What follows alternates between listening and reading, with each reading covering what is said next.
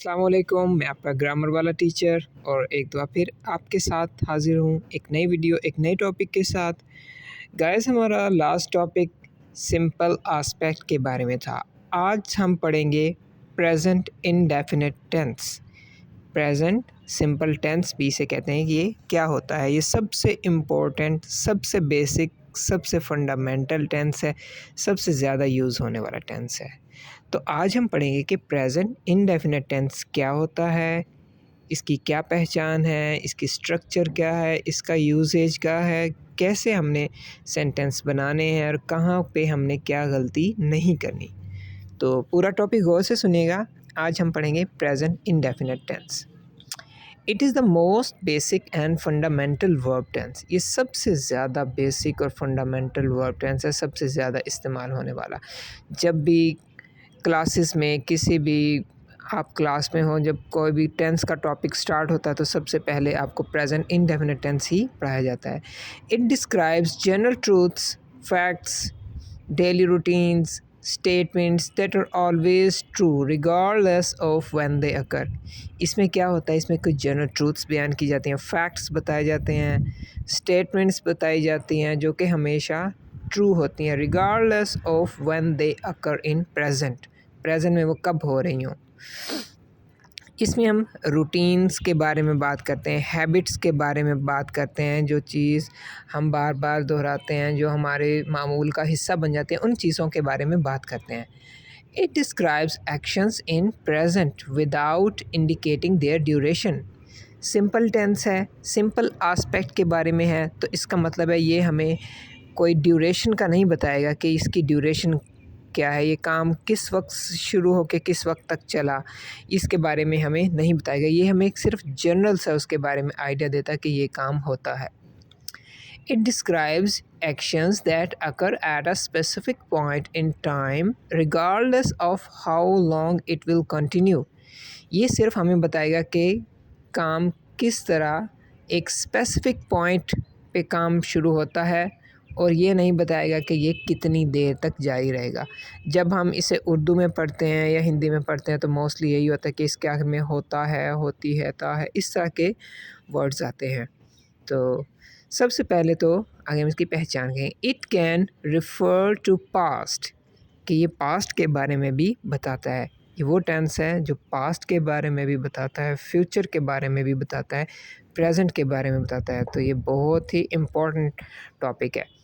As in stories, जैसा कि stories में होता है, मैं यहाँ पे एक छोटी सी एग्जांपल लिखी हुई कि I was walking down the street, कि मैं गली में जा रहा था, when suddenly this man comes up, जब अचानक ये शख्स मेरे पास आता है। अब देखिए, बात हो रही थी कि मैं जा रहा था और फिर बात हमने कर दी कि मेरे पास आता है to me and tells he has lost his wallet. तो इसमें हमने यहाँ पे प्रेजेंट इंडेफिनिट को पास्ट के बारे में भी बयान करते हुए पाया गया है। तो ये हमें पास्ट के बारे में भी बताता है। ये हमें कोई लॉन्ग टर्म सिचुएशंस के बारे में बताता है, कोई ऐसी सिचुएशन जो कि बहुत अरसे से कायम रही हो। वी लिव इन यूएसए, अब लिव रहना, ये कोई एक दिन का काम नहीं है, एक लंबा लॉन्ग टर्म सिचुएशन है। तो ये लॉन्ग टर्म सिचुएशंस को भी बताता है। We live in USA, he works for the post office, वो पोस्ट ऑफिस के लिए काम करता है। ये हमें परमानेंट फैक्ट्स के बारे में भी बताता है, जैसा कि sun rises in the east, सूरज मशरिक़ से निकलता है। तो ये एक परमानेंट फैक्ट है, ये चेंज नहीं होता। सूरज आज से करोड़ों अरबों साल पहले भी वैसे ही निकलता था, आज भी और आगे भी ऐसे ही ईस्ट से ही निकलेगा।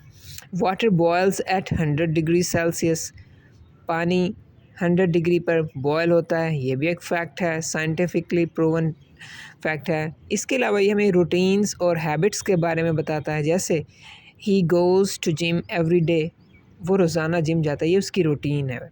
तो ये रूटीन्स के बारे में बताता है। She regularly brushes her teeth, वो रोज़ाना अपने दांत साफ़ करती है, ये एक हैबिट है। रोज़ाना उसने अपना मामूल बना रखा है, तो ये हैबिट बन चुकी है, रूटीन बन चुकी है। ये प्रेफरेंसेस और ओपिनियंस के बारे में भी बताता है।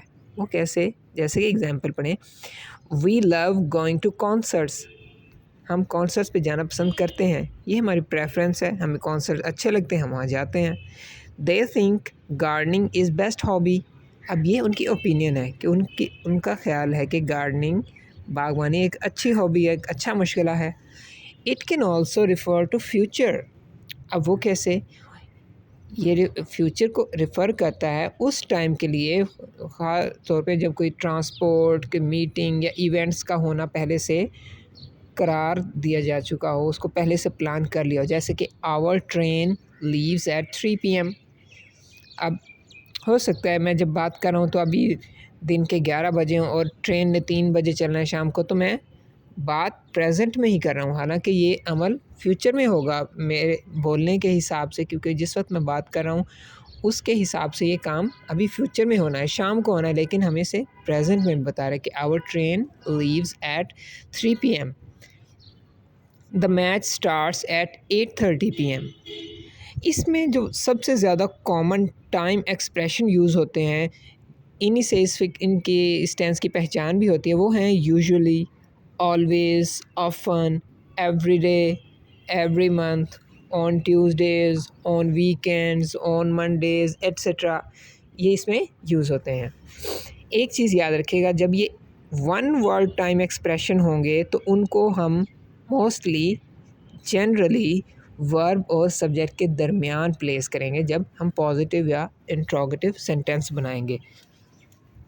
ये भी कोई हार्ड एंड फास्ट रूल नहीं है, इसमें भी कुछ एक्सेप्शन आ जाती हैं, लेकिन जनरली यही होता है कि one word time expressions are generally placed between verb and subject, while two word time expressions are placed in the beginning और at the end of sentence. जबकि जो दो या दो से ज़्यादा वर्ड के टाइम एक्सप्रेशंस होंगे, ये एडवर्ब्स ही इनको हम कह सकते हैं, तो ये हम यूज़ करते हैं फ़िक्रे के स्टार्ट में या फ़िक्रे के एंड में। एग्जाम्पल देखें, I always speak the truth. मैं हमेशा सच बोलता हूँ। अब इसमें ऑलवेज़ को हमने आई यानी वर्ब नाउन और स्पीक वर्ब इसके दरमियान इस्तेमाल किया, यानी आई नाउन है, सब्जेक्ट है, सब्जेक्ट और वर्ब के दरमियान। She never betrays her friends. अब इसमें भी इसी तरह है, hundreds of students graduate every year. अभी टू वर्ड एक्सप्रेशन है, हमने इसको एंड में लिखा है। In general I believe wars can be averted. In general ये भी टाइम एक्सप्रेशन है, टू वर्ड का, तो इसको हमने स्टार्ट में लिख दिया है। इनको अगर हम दरमियान में लिखेंगे तो फ़िक्रे का मीनिंग चेंज हो जाता है, उसका मीनिंग सही तरह समझ नहीं आएगा। अब देखते हैं हम इसकी स्ट्रक्चर क्या होती है। Present indefinite tense uses base form, infinitive form, first form of verb. इसके साथ वर्ब की फॉर्म के साथ जब हम कोई पॉजिटिव सेंटेंस बना रहे होंगे तो कोई ऑक्सिलरी यूज़ नहीं होगा। नो ऑक्सिलरी और helping verb is used with verb form. इसमें सब्जेक्ट, वर्ब, ऑब्जेक्ट, ये एक बेसिक स्ट्रक्चर है, SVO इसे कहते हैं, subject, verb, object. If subject is third person singular, for example he, she, it, या सिंगल नाउन है, तो हम वर्ब की उस फर्स्ट फॉर्म के साथ S या ES का इजाफा कर देते हैं, और जैसा कि है ही प्लेज टेनिस। जबकि जो दूसरे सब्जेक्ट्स होंगे जैसे आई, वी, यू, ते और प्लूरल नाउन्स, उनके साथ हम ये नहीं करेंगे, उनको हम सिंपली ऐसे ही वर्ब की फॉर्म यूज़ करेंगे, जैसे they play tennis. I do my homework, he does his homework. अब ही है तो हमने डू के साथ ES लगा दिया, वरना आई के साथ हमने S या ES नहीं लगाया है। हम ES वहाँ पे लगाते हैं जब कोई वर्ब O पे ख़त्म हो रहा हो, CH पे ख़त्म हो रहा हो, X पे ख़त्म हो रहा हो, S पे ख़त्म हो रहा हो, तो वहाँ पे हम SH पे ख़त्म हो रहा हो तो वहाँ पे हम ES लगाते हैं। अब यहाँ पे डू और डज़ मेन वर्ब के तौर पे इस्तेमाल हो रहे हैं, ये ऑक्सिलरी नहीं है। ऑक्सिलरी का यूज़ हम अभी आगे पढ़ेंगे। Use of do does as auxiliary. अब जब हमने इनका नेगेटिव या इंट्रोगेटिव बनाना होगा तो हम डू या डज़ का इस्तेमाल करेंगे। Do does are used as auxiliary in negative and interrogative sentences. अब जैसे मैंने इसी स्लाइड में सबसे ऊपर जो एग्जांपल दिए हैं दो, आई डू माई होमवर्क और ही डज़ हिज होमवर्क, इससे ही आपको पहचान हो जाएगी कि डज़ का इस्तेमाल वहाँ पे आएगा जहाँ हमने वर्ब के साथ एस या ई एस का इजाफा किया है, और डू का इस्तेमाल वहाँ पे आएगा जहाँ हमने सिंपल वर्ब की फर्स्ट फॉर्म लिखी है विदाउट एस और ई एस। तो do with I, we, you, they plural nouns, और does with he, she, it और सिंगुलर नाउन। जैसे I go to market, do I go to market, हम do को फ़िक्रे के शुरू में लेते हैं और हम इसका इंट्रोगेटिव बना देते हैं। I do not go to market, हम डू के साथ नॉट लिखते हैं और आगे वर्ब लिखते हैं और इस तरह नेगेटिव सेंटेंस बन जाता है। She draws sketches, does she draw sketches, she does not draw sketches. अब यहाँ पे हम थर्ड पर्सन सिंगुलर के साथ डज़ का इस्तेमाल करते हैं। जब हम डज़ का इस्तेमाल करेंगे तो वर्ब के साथ जो एस या ई एस होगा वो हम हटा देंगे। अब हम देखते हैं इसकी टाइप्स। प्रेजेंट इंडेफिनिट के 3 तरह के फ़िक्रे होते हैं, 3 types of sentences. Number 1 is action. Action कौन सा? बेस फॉर्म ऑफ वर्ब इनमें इस्तेमाल होगी, ये जो अभी हमने ऊपर पढ़े हैं जिनमें कोई एक्शन हो रहा हो, जैसे I like chess, he likes carrom. इसमें हम वर्ब की फर्स्ट फॉर्म और वही जैसे कि मैंने बताया एस या एस का इजाफा करेंगे थर्ड पर्सन सिंगुलर के साथ। दे do not share toffees, does the kid want milk. तो ये इसी तरह होगा कि अगर आई, वी, यू, दे होगा तो उनको नेगेटिव या इंट्रोगेटिव बनाने के लिए डू का इस्तेमाल करेंगे। अगर ही, शी, इट या सिंगल नाउन होगा तो उसको हम नेगेटिव या इंट्रोगेटिव बनाने के लिए डज़ का इस्तेमाल करेंगे।